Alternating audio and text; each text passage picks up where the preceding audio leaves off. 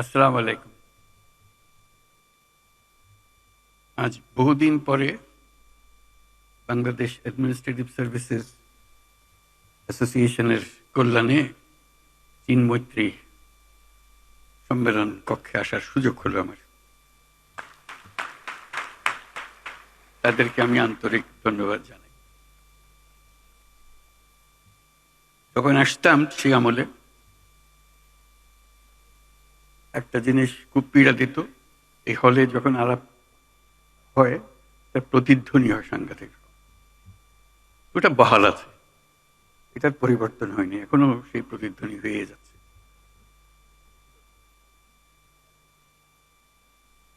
আমি আজকে খুশি এই জন্যই আপনাদের আমন্ত্রণে যে আপনারা সপরিবারে এসছেন। পরিবারের সঙ্গে দেখা হওয়ার আমাদের খুব একটা সুযোগ হয় না, শুধু আপনাদের সঙ্গেই দেখা হয়। এখন আজকে সপরিবারে এসছেন বলে অ্যাডমিনিস্ট্রেটিভ সার্ভিসের যারা জড়িত আছেন তাদের পরিবারের সঙ্গে দেখা করার সুযোগ হলো। তাদেরকে আমি অভিনন্দন জানাচ্ছি, ধন্যবাদ জানাচ্ছি।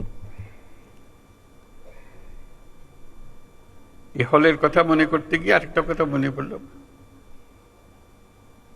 বহুকাল আগে 1987 সনে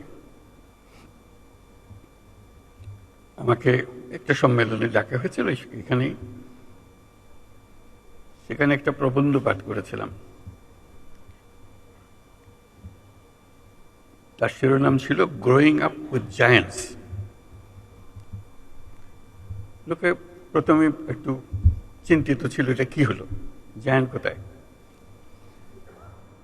আমি যেটা ব্যাখ্যা করলাম যে আমাদের বাংলাদেশের একটা সুবর্ণ সুযোগ, আমরা যে জাতি হিসেবে আমাদের যে অবস্থান, এটা চমৎকার অবস্থান।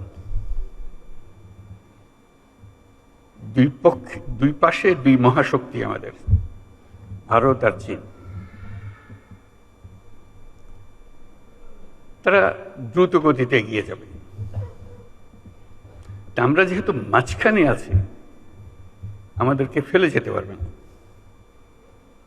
তাদের বাতাসে আমরা উঠতে থাকব। সেই থেকেই আমার বদ্ধমূল ধারণা বাংলাদেশের ভবিষ্যৎ অতি চমৎকার, তার অবস্থানের কারণে। তখন দুই জায়ান্টের কথা বলেছিলাম, দুই মহাশক্তি। এখন আর দুই মহাশক্তির কথা বলি একই সঙ্গে, 4 মহাশক্তি। আমাদের কি অপূর্ব সুযোগ! আমাদের সামনেই বিস্তীর্ণ মহাসাগর, আমাদের উপকূল ভূমি, সাগরের সঙ্গে আমাদের লাগোয়া উপকূল। এই একটা মস্ত বড় সুযোগ।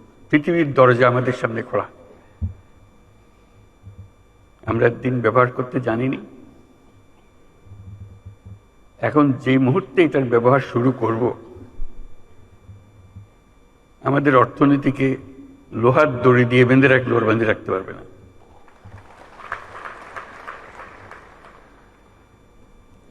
এবং আমাদের উত্তরে হলো সে বিখ্যাত হিমালয় পর্বতমালা, যেখানে জমে আছে আমাদের যাবতীয় শক্তি, হাইড্রো পাওয়ার। কত শক্তি দরকার বাংলাদেশের, এখানে সব জমা আছে, হারিয়ে যাচ্ছে না, শুধু নেবার অপেক্ষায়। শুধু প্রতিবেশী দেশের সঙ্গে একটা সম্পর্ক করা, যাতে করে আমরা এই 40 মাইল বা যে দূরত্বটুকু দুই দেশের মধ্যে আছে, নেপাল আর বাংলাদেশের মধ্যে, ওটুকু অতিক্রম করা। আর কিচ্ছু না। ওরা এক পায়ে খাড়া, নেপাল বারে বারে বলছে আমাদের এটা নিয়ে যাও, আমরা এক পায়ে খাড়া নেবার জন্য। মাঝখানে ওইটুকু পথ অতিক্রম করার সুযোগ আমাদের এখন দেওয়া হচ্ছে না। আশা করি তাদেরই কারণে, তাদের অর্থনৈতিক কারণে সেটা আমাদেরকে দেবে। এটা সবার মঙ্গলের জন্য, কারো একজনের উপকার একজনের অপকার এরকম কিছু না। যদি আমরা সেই পথটা খুলে পাই, এখন সামান্য কিছু পেয়েছি, ওটাও কিছুই না, বড় আকারে যদি পাই, বাংলাদেশকে আটকে রাখার কোনো ক্ষমতা কারো নাই। আমরা মহা সৌভাগ্যবান এক জাতি, তার অবস্থানের কারণে। সেই জাতির দুঃখ কেন থাকবে আমি বুঝতে পারি না। এটা আমাদের কপালের দোষ নাকি আমাদের চরিত্রের দোষ না আমাদের চিন্তার দোষ? যদি হয়ে থাকে সেগুলোর থেকে আমরা মুক্ত হই। আমরা তো তড়িৎ গতিতে এগিয়ে যেতে চাই। এটা একটা মহাশক্তিধর অর্থনীতি তৈরি হবে। আজকে কুমিরা থেকে টেকনাফ পর্যন্ত যে উপকূল ভূমি, সেখানে যদি কাতারে কাতারে সব নৌবন্দর স্থাপন হয়, মাতার বাড়ির গভীর সমুদ্র বন্দর পর্যন্ত যদি আমরা দুনিয়ার সব জাহাজকে আশ্রয় দিতে পারি, তাদের কাজ করার জন্য সুযোগ সুবিধা দিতে পারি, আমাদেরকে আটকাবে কে? এবং শুধু যে সমুদ্র বন্দর আমরা ব্যবহার করব, আমাদের মালামাল যাবে, তা তো না। আমাদের একটা নিজস্ব অর্থনৈতিক অঞ্চল আছে, সেই অঞ্চলটাকে আমরা এখনো খুলতে পারিনি, কিন্তু অঞ্চল অপেক্ষা করছে আমাদের জন্য। আমাদের অঞ্চল হলো, উত্তরে হলো নেপাল আমাদের অঞ্চল।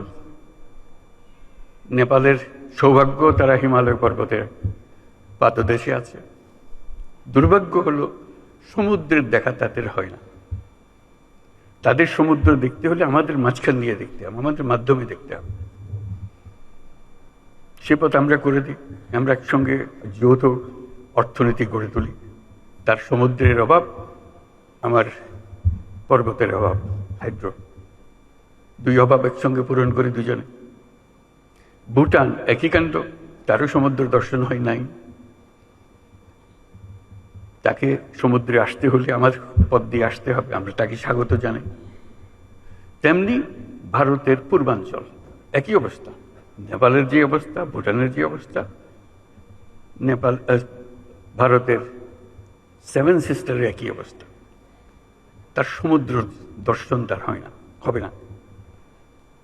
তার সঙ্গে আমরা যোগ দিই একসঙ্গে এই অর্থনৈতিক অঞ্চল। আমাদের যে সমুদ্র বন্দর, তাদের মাল আনা নেওয়া করবে, আমাদের মাল আনা নেওয়া করবে, তাদের কাছে যাবে। তাদের অর্থনীতি আমাদের অর্থনীতি একসঙ্গে জাগবে।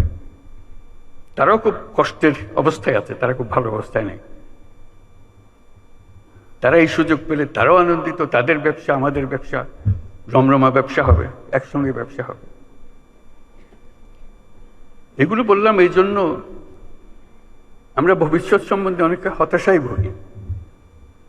হতাশার তো কারণ নাই, এটা আনন্দের বিষয়। আমাদের যে অবস্থান, যে সুযোগ সুবিধা, শুধু সেগুলোকে আহরণ করা, কাজে লাগানো।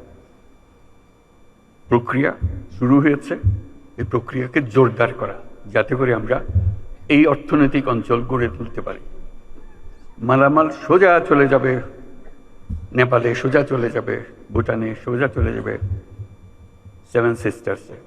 তাদের মালামাল আমাদের মাঝখান দিয়ে, আমাদের ব্যবসা তাদের ওখানে যাবে, তাদের ব্যবসা আমাদের এখানে আসবে। সেটাই তো হলো অর্থনীতি। কাজেই প্রাকৃতিক দিক থেকে আমরা খুবই সৌভাগ্যবান।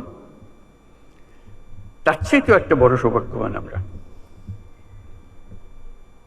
আমাদের একটা মস্ত বড় জনসংখ্যা। আগে মনে করতাম এটা বড় বোঝা বোঝা, এটা সম্পদ, মানব সম্পদ। যেহেতু প্রযুক্তি আসার ফলে কোনো মানুষই আর কোনো বোঝা নয়, প্রতিটি মানুষই হলো এখন সম্পদ, উদ্ভাবনের সম্পদ, এন্টারপ্রেনিয়রশিপের সম্পদ, নতুন আবিষ্কারের সম্পদ। আমরা সেই সম্পদের সম্পদশালী। আমরা পৃথিবীর 8ম জনসংখ্যার দেশ। কাজে সোজা কথা না, তলারের জায়গা না, একদম উপরের জায়গা। মানুষ এগোতে পারছে না বহু দেশে তার মানুষের অভাবে। আমরা যে মধ্যপ্রাচ্যের লোক পাঠাই, তারা কোন দুঃখে আমাদেরকে নেই? তাদের লোক নাই, সেই জন্য আমাদেরকে ডাকে। পৃথিবীর সব লোক বসে আছে কখন আমাদের থেকে লোক পাবে। আমি প্রায় বলেছি, চীন যেভাবে অগ্রসর হচ্ছে, চীন হলো সবচেয়ে বেশি সর্বোচ্চ সংখ্যক জনসংখ্যার দেশ। আমাদের যেভাবে অগ্রসর হচ্ছে, কিছুদিন পরে বোধহয় আমাদের কাছ থেকে লোক চাইবে, তার এত টান পড়বে তখন। এই হলো আমাদের সুযোগ। আমাদের সুযোগ শুধু সংখ্যায় না, আমি সংখ্যার উপরে বেশি গুরুত্ব দিচ্ছি না, সংখ্যা গুরুত্বপূর্ণ, কিন্তু প্রতিটি তরুণ বাংলাদেশের মহাশক্তি, মহাপ্রচন্ড শক্তি। সেই তারুণ্য বিশ্ব জয় করতে পারে।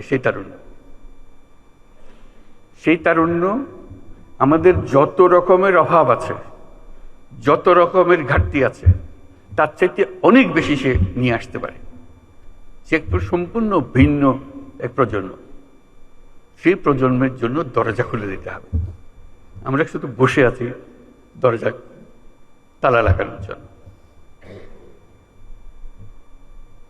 এটা বলতে পারি, এটা অনাবশ্যক, যদি সবাই অনুভব করি। আমাদের তারুণ্য জুলাই মাসে যা দেখিয়েছে, আগস্ট মাসে যা দেখিয়েছে, সেটা তো পৃথিবীর একটা অনন্য দৃষ্টান্ত। এটা সাধারণ একটা ঘটনা না, যেরকম করে অন্য দেশে বিপ্লব হয়, এই হয়। এই বিপ্লব কোথাও হয় নাই। তার প্রতিটি জিনিস যদি আপনারা বিচারে বসেন, দেখবেন যে এটা প্রতিটি দিক থেকে অনন্য। সেই অনন্য ক্ষমতা এই দেশের তরুণদের মধ্যে আছে। এটা হারিয়ে যাবে না। আপনারা মনে করেন না যে এটা এক ঘটনায় শেষ। এটা শেষ হয় নাই, শুরু হলো মাত্র। কাজেই সেইভাবে আমাদেরকে এই তরুণদের সুযোগ দিতে হবে। আমরা সুযোগ আছে, নিতে চাচ্ছি না। আমি ছোট্ট একটা উদাহরণ দেব, ব্যক্তিগত উদাহরণ। ডাক্তাররা আমাদের কাছে আক্ষেপ করে, হাসপাতালের আক্ষেপ করে, যখন আমরা বলি আপনারা কেরালা থেকে কেন নার্স আনেন, বল দেশে নার্স নাই। ডাক্তাররা আমাদেরকে বলে আমাদের এমন স্বাস্থ্য ব্যবস্থা, এখানে প্রতিজন নার্সের বিপরীতে আমাদের 3 জন ডাক্তার আছে। রেশিও হলো 1:3, একজন নার্স 3 জন ডাক্তার। পৃথিবীর মানুষ হা হয়ে যায় কথা শুনে। কেন হওয়ার ছিল উল্টাটা, একজন ডাক্তারের পেছনে 3 জন নার্স অন্তত। নার্স তো চালায় সবকিছু, ডাক্তার সিদ্ধান্ত দেয়। এখন সেই সিদ্ধান্ত কাকে দেবে? আপনার যদি নার্সই না থাকে, বলে যে না আমাদের তো নার্সিং কলেজ আছে, আপনি ঘুরে দেখুন সেটার কোয়ালিটি। কাজে এটা দিয়ে আমাদের কোনো কাজ হচ্ছে না। তো খুব দুঃখ পেয়ে আমি মনে করলাম যে আমরা নিজেরা একটা ছোট্ট নার্সিং কলেজ করি না কেন। করলাম গ্লাসগো ক্যালিডোনিয়ান ইউনিভার্সিটির সহায়তায়। যেহেতু সেই ইউনিভার্সিটি আমি চ্যান্সেলর, কাজে আমার কথা সে ফেলে দিতে পারছে না, যে আমাকে সাহায্য করতে হবে, আমি একটা নার্সিং কলেজ করব বাংলাদেশে। পুরোপুরি সাহায্যটা করল এবং চমৎকার একটা নার্সিং কলেজ তৈরি হলো। মাত্র 40 জন মেয়ে নিয়ে আমরা শুরু করেছিলাম, গ্রামীণ ব্যাংকের মেয়ে, পরিবারের মেয়ে, যাতে গরিব ঘরের মেয়ে। আমরা নার্সিং যখন বানাবো অন্যদের দেবো কেন, গরিব ঘরের মেয়েদের দেবো। সে ইংরেজির একটা অক্ষর সে বলতে পারে না, কোন রকমের লেখাপড়া শিখেছে, আমরা তাকে দিলাম। তার নার্সিং ডিগ্রি পাওয়ার আগেই তার টুকুর ইংরেজি, আন্তর্জাতিক মজলিস এসে বক্তৃতা করে, তার ভবিষ্যৎ কি রেখে সেগুলো নিয়ে কথা বলে। আজকে সেই নার্সিং কলেজ বড় কলেজে পরিণত হয়েছে। আমার বিষয়টা হলো বড় কলেজ হওয়ার বিষয়। হঠাৎ দেখি নানা দেশ থেকে লোকজন আসে। বিশেষ করে প্রথম যেটা ধাক্কা লাগলো সেটা হলো ইউকে থেকে, যুক্তরাজ্য থেকে ডেলিগেশন আসলো, রিক্রুটার আসলো, বললো যে আপনাদের এই নার্সিং কলেজে যত ছাত্রী পাশ করে, গ্রাজুয়েশনে যত থাকে, আমরা সবাইকে যুক্তরাজ্যে নিয়ে যাব। আপনাদেরকে অফার দিলাম, আপনারা কি কি চান সব আমাদেরকে বলেন, আমরা সেটা পরিপূর্ণ করব। আমি অবাক হয়ে গেলাম, আমরা তো যুক্তরাজ্যে পাঠানোর জন্য নার্স বানাচ্ছি না এখানে। তবু বুঝতে চেষ্টা করলাম, বলে আমাদের নার্সের ভীষণ অভাব, যেখান থেকে বাড়ি আমাদের উপর হুকুম হয়েছে নার্স জোগাড় করতে হবে এবং আমাদের তালিকায় আপনাদের নামও আছে। তা আমরা আপনাদের কাছে এসেছি আপনাদের এন্টায়ার ক্লাস, আমাদের আর কোনো পরীক্ষা দিতে হবে না, কিছু দিতে হবে না, শুধু আপনারা সার্টিফিকেট দেবেন, আমরা নিয়ে যাব। তা আমি তাদের কাছে বিনয় সুরে বললাম যে এটা আমাদের দেশের জন্য করেছি, আমরা তো দিয়ে দেবো না এদেরকে, এই দেশের কাজ করার জন্য দেবো, তবে আমাদের শুধু নিজেদের পরীক্ষা করার জন্য 2জন কি 3জন দেব, যাতে আমরা দেখি ওরা কিরকম কাজ করে, আপনাদের পাল্লায় এরা উঁচু স্তরে না নিচু স্তরে, কোন স্তরে। বলছি না, সেটা পরীক্ষা করতে হবে না, সেই পরীক্ষা আমরা ইতিমধ্যে করে ফেলেছি, যা যা আমাদের দরকার আপনারা যত চান দিতে পারেন। তা আমি সবিনয়ে বললাম যে এই 2-3জনের বেশি আমরা দেবো না এখন, ভবিষ্যতে যদি আমাদের সামর্থ্য হয় দেবো। তো এটাতে খুব আনন্দ উপভোগ করলাম যে আমরা যেটা বাংলাদেশের জন্য করছি সেটা ইউকে তো তার একটা ডিমান্ড আছে, চাহিদা আছে, আমরা দরখাস্ত নিয়ে ঘুরছি না, তারা আমাদের কাছে আসছে। কিছুদিন পরে দেখি জাপান থেকে আরেক ডেলিগেশন, তারা আমাদের নার্স চায়, সবাইকে চায়। বলছি শুধু আমাদের একটা শর্ত, জাপানি ভাষাটা আমরা শিখিয়ে দেবো তাদেরকে, এই সুযোগটা আমাদেরকে দিতে হবে, এবং খুব সিম্পল জাপানি ভাষা, কোনো কঠিন জিনিস না, তারা লেখাপড়ার সঙ্গে সঙ্গে এটা শিখে যাবে, আমরা সেই ব্যবস্থা আমাদের হাতে। একই জবাব দিলাম, ধন্যবাদ দিলাম।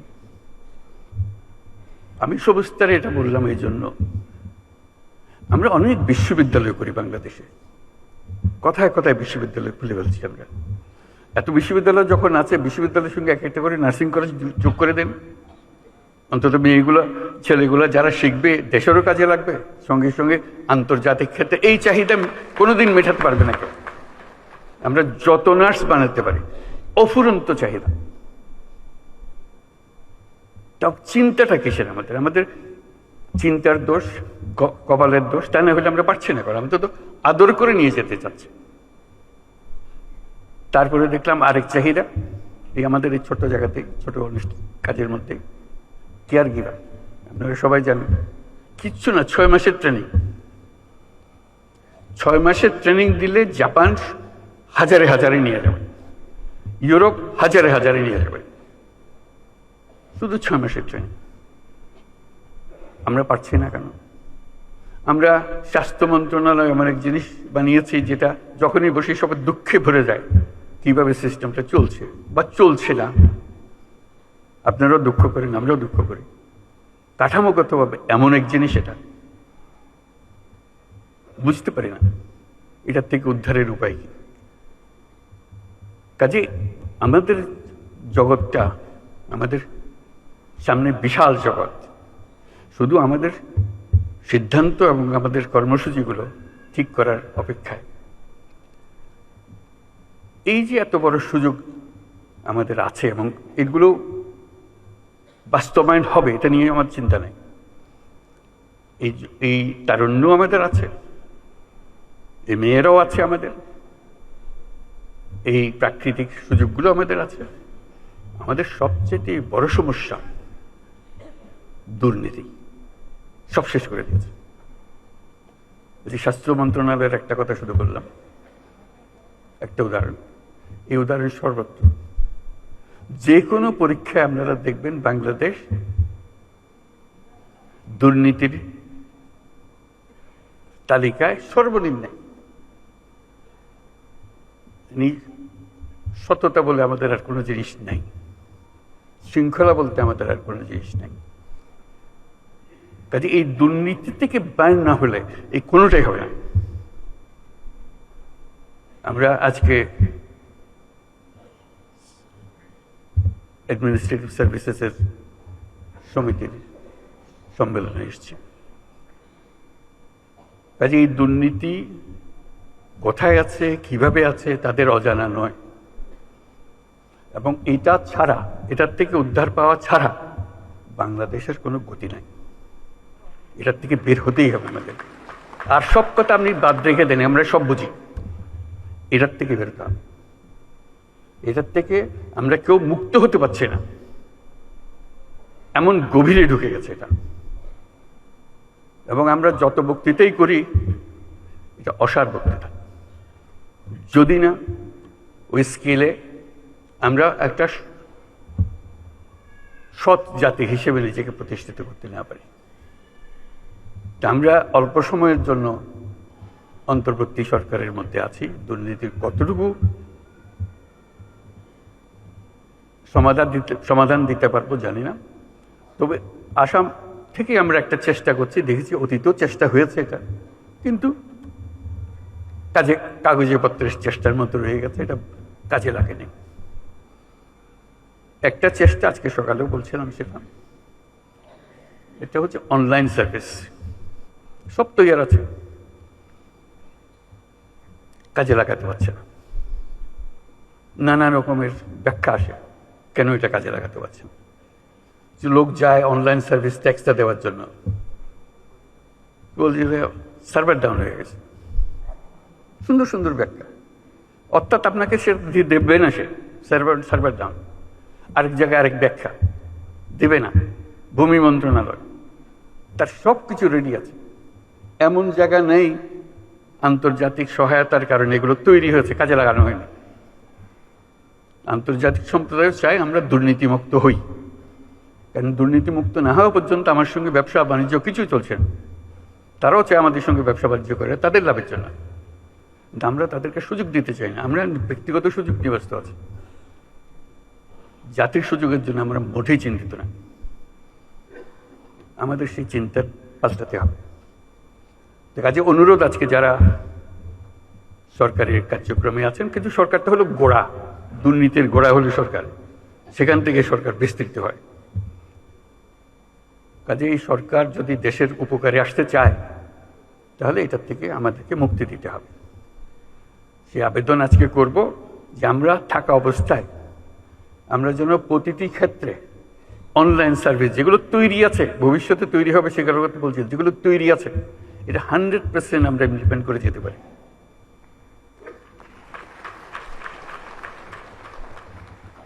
কেউ যেন এটা বাধা দেওয়ার জন্য আবার কোমর বেঁধে লেগে না যায়, কারণ কোমর বেঁধে লেগে যাওয়ার যথেষ্ট কারণ আছে। কারণ এতে দিয়ে তার যত কিছু সুযোগ সুবিধা তার পেত, এটা বন্ধ হয়ে গেলে তার হবে তাকে। কাজে সে নানা ব্যাখ্যা দেবে, নানা ব্যাখ্যার কোনো অন্ত নাই এগুলোর, নানা ব্যাখ্যা দেবে যে এটা থেকে মুক্তি পাওয়ার জন্য। আমরা তাদেরকে মুক্তি দিতে চাই না। আজকে সকালের মিটিংয়ে যেটা বলছিলাম, যে জেলা, যেহেতু ডিসি সাহেবদের সঙ্গে আলাপ করছিলাম, যে জেলাগুলোকে এখন আমরা স্কুলের রেজাল্টের মতো ফার্স্ট, সেকেন্ড, থার্ড, ফোর্থ করবো। কে ফার্স্ট হলো, কে সেকেন্ড হলো, প্রতি মাসে সেটা আমরা ফলাফল প্রকাশ করব।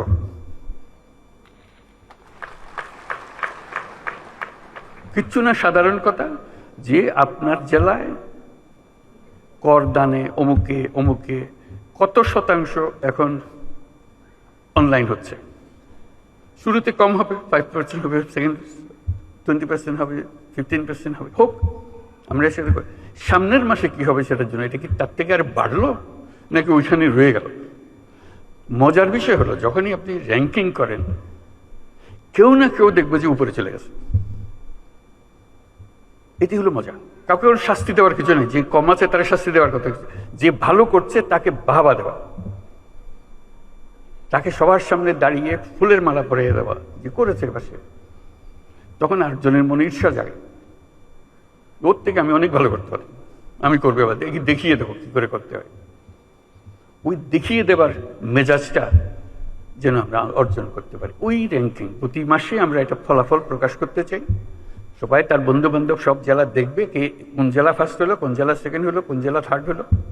যারা উপরে থাকবে তাদেরকে আমরা অভিনন্দন জানাবো, যারা নিচে গেলো তাদেরকে উৎসাহ দেবো যে দেখো, চেষ্টা করে দেখো, আর একটু উপরে উঠতে পারবে না, গতবার তো তুমি ভালোই করতেছিলে, আবার নিচে নেমে গেলে কেন, কি হয়েছে আমাদেরকে বলো, তোমার কি সাহায্য করে, যাতে করে আস্তে আস্তে ওই 100%-এ চলে যেতে পারে। অর্থাৎ আমার জেলায় যে কোনো জায়গা যেখানে আমার অনলাইনের সিস্টেম আমাকে দেওয়া হয়েছে, আমি 100% এটা ইমপ্লিমেন্ট করেছি। এই প্রতিজ্ঞা আমরা আজকের সবাই নিয়ে নিলাম। এটা শুধু আমার অনুরোধ, আমরা থাকতে থাকতে করে ফেলেন, যেহেতু আমাদেরও একটা আগ্রহ আছে জিনিসটা করে যাওয়ার, আপনাদেরও নিশ্চয়ই আগ্রহ আছে দেশের এই বড় কাজটা করে যাওয়ার। কারণ এটা হলো লোহার ফটক, এটা অতিক্রম না করলে উন্নতি বলেন কি বলেন কিচ্ছু আসবে না, কিচ্ছু হবে না। সম্মান, উন্নতি, যাই কিছু বলেন, কিচ্ছু হবে না। এটা ভদ্র লোকের সংসারের মতো হতে হবে যে আমরা দুর্নীতিমুক্ত জাতি। সিঙ্গাপুরের মতো দেশ যদি দুর্নীতিমুক্ত হয়, আমার পাশের দেশ, আমাদের কি কি আছে, করতে পারবো না। আমরা পারবো যদি আমরা সবাই মিলে এই কাজটা, আর কিচ্ছু না, শুধু একটা জিনিস বলতে চাই, আর বহু জিনিস আছে, বহু কাজ আছে যেখানে দুর্নীতিতে ডুবে আছে। আমরা শুধু একটা জিনিস, অন্যগুলো চেষ্টা করব কিন্তু হয়তো পরিষ্কারভাবে ধরতে পারবে না কোথায় কি হচ্ছে, কিন্তু এটাতে আমরা পারবো। এটাতে শুধু অনলাইন সার্ভিসটা প্রোভাইড করা, এটাতে সফল হলে দেখবে যে আরো উৎসব আসবে। বহু রকমের বুদ্ধি আছে, দুর্নীতি কেবল আমাদের দেশে না। এবার জাতিসংঘের বৈঠকে যখন আলাপ করছি, তখন এক বৈঠকে ইউরোপিয়ান ইউনিয়নের যিনি প্রেসিডেন্ট উর্সুলা, তার সঙ্গে আলাপ করতেছিলাম। বললাম যে আমরা দুর্নীতিতে সাংঘাতিক অবস্থায় আছি, আমাদেরকে সাহায্য করতে হবে। কিভাবে আমরা দুর্নীতি থেকে মুক্ত হব, কি কি মেকানিজম আছে, কি কি টেকনোলজি আছে, যেগুলো আমাদেরকে দেখিয়ে দিতে হবে। উনি হাসলেন, বলে সমস্যাটা শুধু একা তোমার না। আমি যে কেন? বলে এই সমস্যা তো আমাদের ইউরোপিয়ান ইউনিয়নেরও। আমি খুব অবাক করলাম, আমাদের সমস্যা কোথায় আর ইউরোপিয়ান ইউনিয়নের সমস্যা কোথায়? উনি বলে যে দেখো তো, আমাদের বিরাট অসংখ্য দেশ, 27টা দেশ। এই 27টা দেশ যখন আমরা তাদেরকে প্রথম ইউরোপিয়ান ইউনিয়ন শুরু করে একজন একজন করে নিতে হচ্ছে, ঢুকাতে হচ্ছে, এবং আমাদের প্রথম প্রতিজ্ঞা হলো ধুয়ে মুছে পরিষ্কার না হওয়া পর্যন্ত ওইটাকে আমরা ইউরোপিয়ান ইউনিয়নে ঢুকাবো না। এখন যেদিকে যাই সব ভর্তি, দুর্নীতিতে ভর্তি। কাজে আমার ধোয়া মোছার কাজ করতে গেছে। এবার জঘন্য রকমের দুর্নীতিতে ভর্তি, তাকেও আমরা সাফ সুতরা করে ইউরোপিয়ান ইউনিয়নে নিয়ে এসেছি। এখন আমরা সবাই দুর্নীতিমুক্ত। ইউরোপিয়ানের সদস্য হওয়া মানে হলো দুর্নীতিমুক্ত, এটা আমরা নিশ্চিত। কাজে তোমরা যত রকমই করে থাকো, যত দুর্নীতি বলো, আমাদের সব জানা, আমরা তোমাদের সাহায্য করতে পারবো। আমি তার খুব আশান্বিত করলাম, আমি খুব আশান্বিত হলাম তার কথা শুনে। বললাম যে তুমি আমাকে উৎসাহিত করলে, এটা লেটস ডু ইট টুগেদার, আমাদের একটু সাহায্য করেন। উনি বলে তোমার যা লাগে, আমার ব্যক্তিগত প্রতিজ্ঞা রইল, আমি উইল সাপোর্ট ইউ। এটা বললাম ওনার সাপোর্টের বিষয় না, দুর্নীতি থেকে মানুষ বের হয়ে এসছে, এটা সম্ভব, এটা অসম্ভব কিছু না, এটা বলার জন্য। শুধু চেষ্টার দরকার, শুধু আমাদের প্রতিজ্ঞার দরকার যে আমরা এটা করব। এটা ছাড়া আমরা যত মিষ্টি কথাই বলি, সব অসার। দুর্নীতি থেকে আমাদের বের হতে হবে, এবং শিগগিরই হতে হবে। অপেক্ষা করলে হবে না। অপেক্ষা করলে এই আমাদের সমুদ্রও কোনো কাজে লাগবে না, আমাদের পর্বতও কোনো কাজে লাগবে না। আমাদের তরুণদেরকে আমরা জাহান্নামে ফেলে দিলাম, তারা কোন জাহান্নামে চলে আসলো, এটা কারো মুক্তি পাবে না। এই দুর্নীতি যে কত রকম, আমি শুধু দু একটা বিষয়ে সম্প্রতি অভিজ্ঞতা অর্জন করেছি বলে বলছি। আরব আমিরাতে গেলাম, সংযুক্ত আরব আমিরাত। আমাদের লোকের কাহিনী বর্ণনা করেছিল তাদের অফিসে, বলছে আমরা তোমাদের কোনো ডকুমেন্ট আমরা বিশ্বাস করতে পারি না, এত ভুয়া। কাজের লোক হয়তো সে, কিন্তু সে সার্টিফিকেট নিয়ে এসছে, মেডিকেল ডক্টরের সার্টিফিকেট। জলজন্ত আমরা দেখতেছি ডাক্তার হতেই পারে না, দেখা হচ্ছে ডাক্তার না সে, কিন্তু সার্টিফিকেট নিয়ে এসছে, ডাক্তারের সার্টিফিকেট। ওই ডাক্তারের সার্টিফিকেট নিয়ে চাকরি নিয়ে এখানে এসছে। আমরা কতটা বাছাই করবো? আমরা লজ্জায় মাথা হেঁট হয়ে যায় যে আমরা এটা কিছুই করতে পারতেছি না। আমরা চাকরি চাই, কিন্তু পরিষ্কারভাবে চাই। এরকম ভুয়া একজন যে চাকরি দিচ্ছে, তাকে আমি নিজেকে ডাক্তার বলে পরিচয় দিয়ে গেলাম, আসলে শেষ পর্যন্ত গিয়ে চাকরি নিব কোথাও, শুধু এখানে পার হওয়ার জন্য ডাক্তারের সার্টিফিকেট তার দরকার হয়েছে। এবং আমরা কেউ না কেউ তাকে এই সার্টিফিকেট দিচ্ছি, নিশ্চয়ই অর্থের বিনিময়ে দিচ্ছি। এবং এখানে বহু আছে, সেটা এজেন্ট আছে, সেই জোগাড় করে দেয়।